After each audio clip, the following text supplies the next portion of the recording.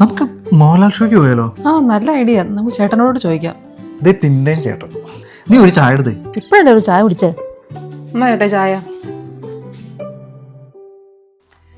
വൈകിട്ട് എന്താ ഫുഡ്? ചപ്പാത്തി ഉണ്ട്, ചോറും ഉണ്ട്. ചപ്പാത്തി ഉണ്ട്, ചോറും ഉണ്ട് അല്ലേ?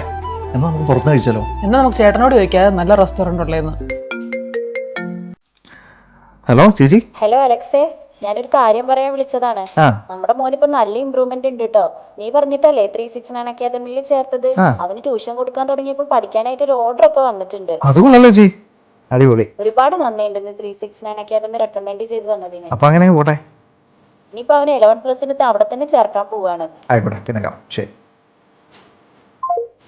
ആരായിരുന്നു ഫോണില്? അത് നമ്മുടെ ജിൻസി ചേച്ചി വരും. ടീച്ചർ കൊച്ചിന്റെ കാര്യം പറയാൻ വേണ്ടി വിളിച്ച. കൊച്ചിന്റെ എന്താ കാര്യം? എടി നീതു, ചേച്ചി ഒരു താങ്ക്സ് പറയാൻ വേണ്ടി വിളിച്ച. ഞാൻ പറഞ്ഞിട്ടാണ് ചേച്ചി കൊച്ചിനെ 369 അക്കാഡമിയിൽ ചേർത്തത്. അവൻ നല്ല ഇമ്പ്രൂവ്മെന്റ് ഉണ്ട്, അവൻ പഠിത്തത്തിൽ മിടുക്കനായി. അതുകൊണ്ട് തന്നെ 11+ ചേർക്കാൻ പോവാറ്. ഇതൊക്കെ എപ്പോ നടന്നു? ഇതാ പറയുന്നത്, ചില കാര്യങ്ങളിൽ നമ്മൾ ശരിയായ സമയത്ത് തീരുമാനം എടുക്കണം.